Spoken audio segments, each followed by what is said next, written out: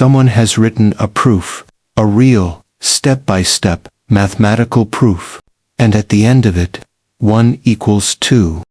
First, a quick refresher.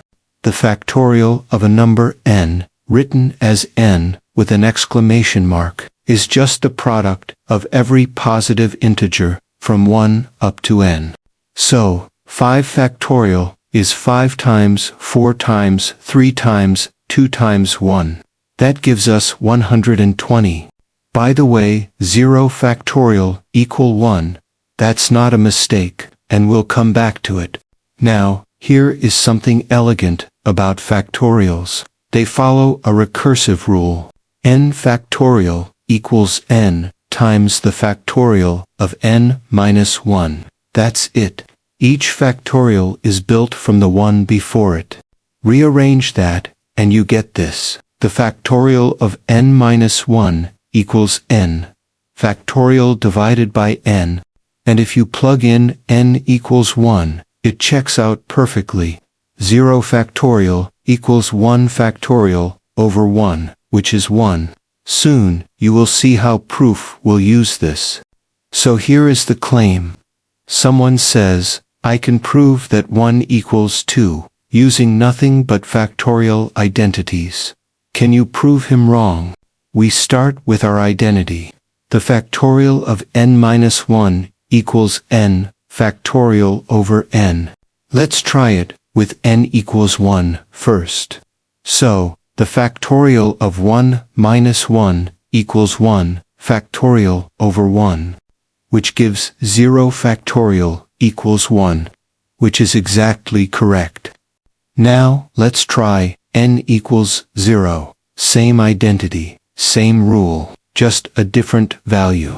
Plug it in. The factorial of 0 minus 1 equals 0 factorial divided by 0. The left side is negative 1 factorial. The right side is 1 over 0. That is division by 0, which is undefined, but if we ignore it and continue doing math, we will eventually get 1 equal any number possible. So, did you catch it? The mistake.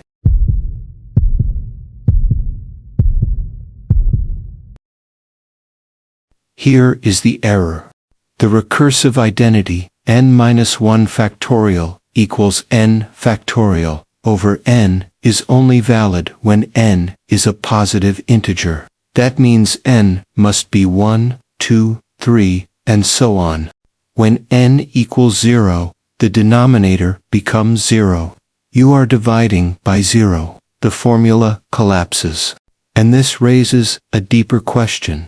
What even is negative 1 factorial? The answer, it does not exist, full stop. Factorials are defined only for non-negative integers, 0, 1, 2, 3, and upward. Negative 1 factorial is simply not a thing. Now, mathematicians have extended the idea of factorials using something called the gamma function. It works for non-integer inputs, even complex numbers. But even the gamma function knows better than to touch 0, or any negative integer. At those exact points, it blows up to infinity. Mathematicians call these poles. The function is undefined there, not large, not infinite, undefined. So negative 1 factorial, a pole, not a number. So here is the lesson. Every formula in mathematics has a domain, a set of values. It is allowed to work with. Step outside that domain. And the formula does not give you a wrong answer. It gives you nonsense. So the next time you see a proof that breaks math, ask yourself, where are they sneaking outside the domain?